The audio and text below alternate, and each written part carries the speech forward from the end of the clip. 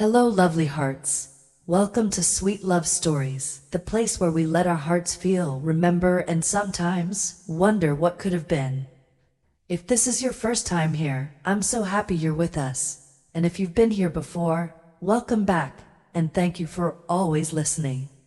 Tonight's story is delicate, emotional, and deeply personal. It's about a woman standing at the edge of forever, when her past suddenly walks back into her life. So find a cozy place, grab a cup of tea, and let me take you into a story that might just stay with you. They say the past has a way of returning when you finally moved on. For me, it came back holding a book of poetry in the middle of a quiet bookstore on a rainy afternoon. I wasn't expecting to see him. I wasn't even thinking about him. Honestly, I was just looking for vanilla-scented candles for the wedding. My wedding. 23 days away. And then I turned a corner, and there he was, Noah, the man I had once loved so completely, the one who left without saying goodbye, the man whose silence taught me what heartbreak really felt like. It had been 3 years. 3 years since I last saw those ocean blue eyes, that smile that used to undo me, that voice I swore I'd never forget, even when I begged myself to. He looked at me like nothing had changed. And in that one fragile second, something inside me cracked open. I should have walked away, but I didn't. And that was the beginning. Because sometimes, just when you think your story is over, the past turns the page. That evening, I sat across from Ethan, my fiancé, at our favorite Italian restaurant, the one with fairy lights draped across the ceiling and red wine that always tasted like something magical. He was telling me about the wedding venue, about how the flowers would arrive on time, and how his mom was finally happy with the seating chart. And I smiled, I nodded. But part of me wasn't there. Part of me was still in that bookstore, frozen in time, remembering how it felt to see Noah again. Ethan noticed. He always did. "You okay?" he asked, his voice calm, grounded like he always was. I wanted to say yes. I wanted to be present. But my mind was drifting through old memories like pages in a forgotten book. Because the truth is, Ethan is everything I prayed for after Noah. Kind, safe, constant. He never made promises he couldn't keep. He never left. He showed up, every time. Loving Ethan was like finding steady ground after years of walking through storms. And yet, why did a single glance from Noah make my heart twist in a way it hadn't in years? Was it unfinished business, old wounds reopening, or something worse, something that whispered, "What if?" That night, I lay beside Ethan in bed, listening to the sound of his breathing, steady and soft. I should have felt peace. Instead, I felt like I was standing at the edge of two different lives, and I didn't know which one was truly mine. Because sometimes, love isn't about right or wrong, it's about timing. And timing can be the most complicated thing in the world. 2 days passed. I told myself I was fine, that seeing Noah again was just a strange, fleeting moment, like running into an old dream you thought you'd forgotten. But the truth was, I hadn't forgotten, not even close. He haunted my thoughts like a melody I couldn't stop humming. And then he showed up again. This time, outside the little coffee shop near my office, leaning against the window like a scene from some beautifully cruel memory. A soft rain had just begun, turning the pavement silver, and he stood there holding a familiar worn book of poetry in his hands. Like he knew I'd be there. Like he had planned it. I should have walked away, but I didn't. I walked straight into the past. "Hi," I said quietly. Noah looked up, his eyes met mine. Same stormy blue, same gentle sadness, but older, wiser, a little more broken. "I wasn't sure if you'd stop," he said, voice low, like he was afraid to breathe too loudly. Neither was I. We sat outside, beneath the canopy, the sound of rain soft around us. For a moment, neither of us spoke. He reached into his coat pocket and pulled out something small, a silver charm bracelet. My bracelet, the one I'd lost the day he left. "I kept it," he said. "I thought maybe one day I'd have a chance to give it back." I stared at it, stunned. You disappeared, Noah, I said, my voice trembling. You left without a word, no message, no goodbye, just silence. He looked down, shame in every line of his face. I was afraid, he whispered. Not of you, of what I was becoming.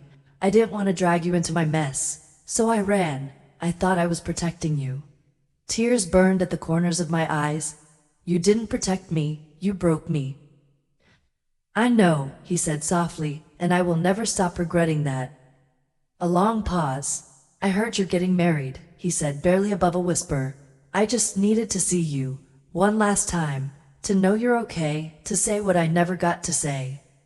And now that you've said it? I asked. He looked at me, like I was still the only person in the world he could see. I don't think I'll ever stop loving you. I froze. The world tilted, the air heavy with a truth I didn't want to hold. And then, a shadow crossed the pavement. I turned toward the street, and there he was. Ethan, standing just across the road, holding 2 coffees. His eyes met mine, then drifted to the man sitting in front of me. And in that second, everything shattered. I froze before I even saw him. Ethan stood there, just across the street, rain-drenched and silent, 2 steaming coffees in his hands. His jacket clung to him, droplets running down his shoulders like tears he refused to shed. He looked at me, really looked, and in his eyes I saw everything I had tried so hard to bury: confusion, hurt, love, and betrayal. Time seemed to stop. The scrape of my chair against the pavement felt like thunder. The rain fell harder, each drop a tiny drum beat echoing the wild thump of my heart. I rose unsteadily. My legs trembled under me as I crossed the wet street. Each step felt like walking on broken glass. Noah, seated under the cafe's canopy, watched me with a pained expression, eyes wide, breath caught in his throat. Ethan didn't move. He waited. 2 coffees, 2 worlds, 2 choices. I reached Ethan first, my fingers brushing against the cup he offered. The warmth of the ceramic was a stark contrast to the cold rain. His hand trembled too, betraying his calm facade. I didn't expect you so soon, I stammered, voice cracking like thin ice. He didn't answer. Instead, he held my gaze, searching my face for the truth. His silence spoke louder than any words could. Noah rose behind me, coat collar pulled high against the rain. He stepped forward, eyes pleading. Lily, I'm sorry, I never wanted this to happen. The raw honesty in his voice tore through me. Memories flooded back. Their laughter under streetlights, whispered promises in empty rooms. The moment he slipped that silver bracelet onto my wrist, I could almost feel his fingers brushing mine again. Ethan placed the second coffee beside mine, his eyes flicking to Noah, then back to me. He said softly, your favorite, hazelnut latte, no sugar. Just how you like it. His voice was gentle, but each word carried a weight of unspoken pain. Noah's shoulders sagged. He swallowed. I thought I was protecting you when I left, he whispered. But all I did was break your heart. Tears slipped down my cheeks, mingling with the rain. I looked at Ethan, standing steadfast in the storm, and then at Noah, the man who still haunted my soul. I realized then that I was standing between 2 lifetimes. Noah took a hesitant step back. His voice was barely audible over the rain. I have to go, he said. I'm sorry. Ethan watched as Noah turned and disappeared into the gray haze of the street. Then he turned to me, rain dripping from his hair. He reached out, gently brushing a wet strand from my face. I'm here, he said, if you still want me. My heart shattered and stitched itself back together in that moment. The rain fell around us, but inside everything was still. I closed my eyes, took a shaky breath, and whispered, I don't know. I woke the next morning to the steady patter of rain against my window, as if the world itself was mourning with me. My body ached where Ethan had held me, and my mind was a tempest of memories and regrets. Ethan wasn't beside me. He must have slipped out before dawn, leaving only the faint scent of his cologne on the pillow. I lay there, staring at the ceiling, replaying yesterday's confrontation like a broken record. His offer, whatever you decide, I'll respect it. I love you, echoed in my heart. And Noah's final words, I never stopped loving you, haunted my every thought. I rose and dressed in silence, each movement heavy with indecision. In the mirror I saw a woman torn in two. One side longing for the safety and warmth Ethan provided, the other aching for the reckless, passionate love I'd shared with Noah. I forced myself to leave the apartment. I needed air. I needed clarity. I grabbed my umbrella and walked into the gray morning, my steps echoing on the empty sidewalk. I found myself back at the bookstore where it all began. The same poetry section, the same worn shelves. I ran a trembling hand along the spines, searching for answers in words I once loved. A small card fell from between two volumes. I picked it up, heart pounding. It was Noah's handwriting. Meet me here, 1 week from today at midnight. No explanations, just one last chance to say goodbye. My breath caught. A week? Midnight. Goodbye. I knew I shouldn't go. Ethan would be waiting for me, maybe hoping I'd choose him. My wedding invitations were already in the mail. My life was mapped out. And yet, I folded the card and tucked it into my coat pocket, the paper soft against my chest, like a heartbeat I couldn't ignore. That evening Ethan called. His voice was gentle, full of concern. Are you okay? He asked. I'm fine. I lied, forcing a smile I knew he couldn't see. I miss you, he said. Can we talk? Tears welled in my eyes. I whispered, I need time. He was quiet, and I could hear the weight of my words crushing him. Okay, he said finally. Take all the time you need. Just please don't shut me out completely. I promised I wouldn't. But as I hung up, I wondered if I was already too far gone. The week stretched out before me like an ocean I wasn't sure I could cross. Every moment with Ethan felt bittersweet. His kindness felt like chains, his love like both sanctuary and prison. And every night I dreamed of Noah, his soft apologies, the way he'd brush raindrops from my hair, the warmth of that silver bracelet on my wrist. I was caught between two worlds. Between safety and passion, between a future I had planned and a past that refused to let me go. The night of the meeting arrived. I stood in the bookstore doorway at midnight, the city silent around me. My heart thundered so loudly I was certain the entire street could hear it. The door creaked open. The bell above the bookstore door chimed as I stepped inside. The warmth of old paper and lamplight wrapping around me like a familiar embrace. Midnight air was cool against my skin, and in my hand I clutched the little card, Noah's last plea for one final goodbye. My heart hammered so fiercely I was certain everyone in the silent store could hear it. Rows of leather-bound volumes stretched before me, their spines creased by time and countless hands. I wandered between them, searching for Noah and perhaps for myself.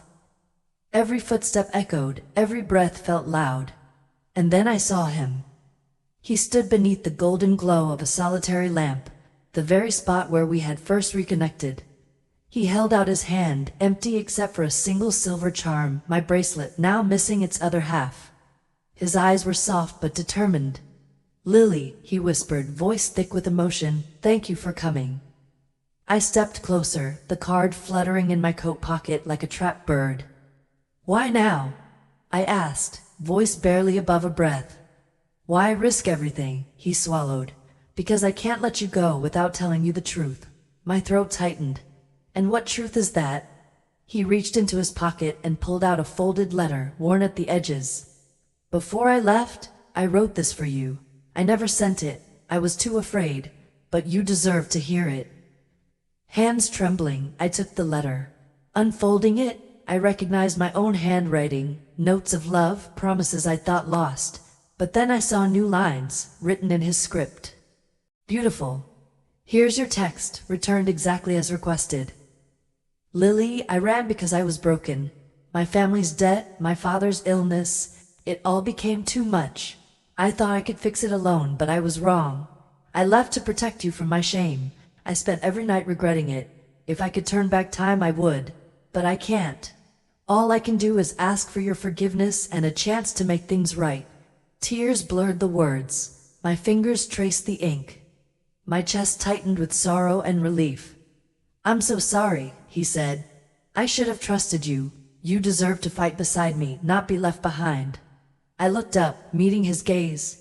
The storm in his eyes mirrored the one in my heart. I thought of Ethan, his steadfast kindness, his unwavering love. I thought of the wedding invitations, the life we had planned. I thought of the promise I'd made to myself, never to let my past define me. But here in this hushed midnight world, I realized I'd been living a promise to someone else, not to myself. I folded the letter carefully and tucked it into my pocket. "You should have told me," I whispered. "But I needed to hear this now." He nodded, tears glistening at the corners of his eyes. "I know. I'm here, Lily, if you still want me." My heart twisted. I could feel the pull of two lives, one safe and certain with Ethan, the other wild and unresolved with Noah. My fingers brushed the silver charm still on his palm. In that moment, time stretched. I closed my eyes and listened to my own heartbeat, loud and insistent. It spoke of longing, of forgiveness, of the need to choose not between two men, but between fear and truth. When I opened my eyes, I made my choice. I slipped my hand into his, letting my fingers intertwine with his.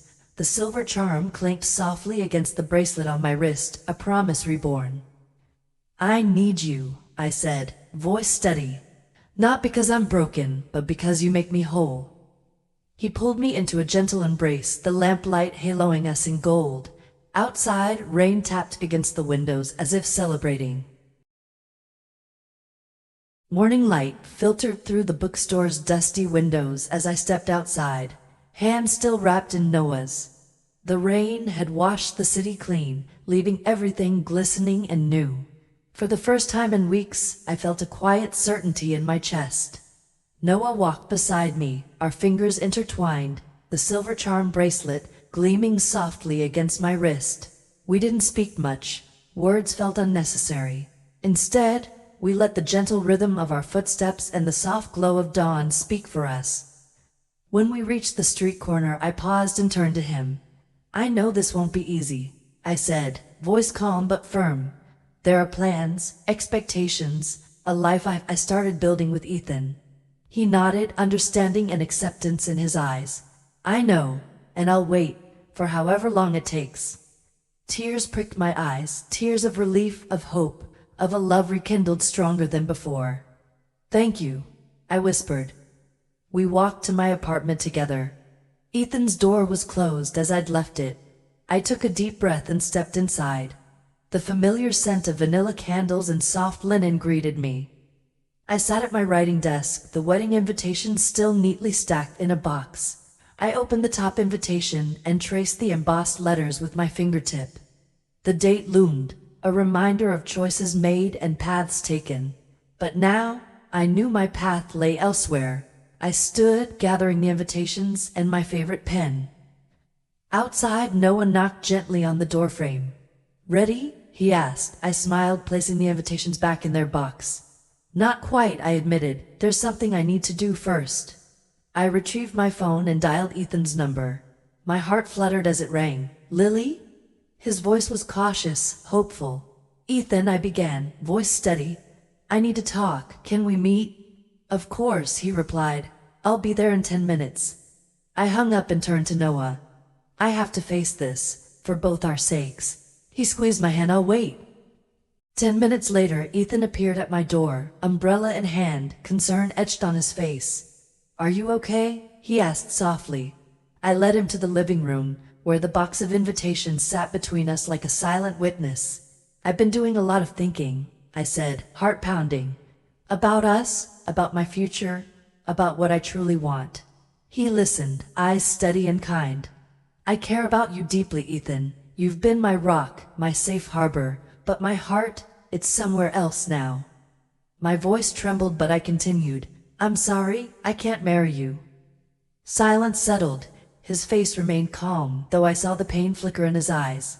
"I understand," he said quietly. "I want you to be happy, Lily." Tears blurred my vision. "Thank you for everything." He stood, embraced me gently, and then turned to leave. At the door, he paused. "Take care of yourself," he whispered. As Ethan walked away, I felt a weight lift from my shoulders. I closed the door and found Noah waiting, his eyes hopeful. He stepped forward, wrapping me in a warm embrace. "You did it," he murmured. I rested my head on his chest, listening to his heartbeat. "We did it," I corrected, smiling through tears. The city outside shimmered in the morning sun. The future was uncertain, but for the first time I was excited rather than afraid. Hand in hand, we walked toward whatever came next, together. And that was Lily's story. A love once lost returned just before everything changed. A wedding, a goodbye, a choice that could shape a lifetime. But now, I want to ask you, dear listener, what would you have done if you were Lily? Would you follow the safe path, or take a risk on a love that once left you behind? Is it ever too late for true love to return? We all have a Noah or an Ethan in our past, someone we left behind, or someone who stayed. So I wonder, have you ever had to choose between two versions of your heart? Let me know in the comments. I read every story, every feeling you share. This is a space for all of us to feel, to reflect, and to remember that love, in all its forms, is never simple, but it's always worth telling. If this story moved you, inspired you, or made you reflect on your own journey, I invite you to like, share, and subscribe to Sweet Love Stories. There's a new heart-touching tale waiting for you every week, and trust me, you won't want to miss the next one. Until next time, this is Sweet Love Stories, where every heartbeat has a story.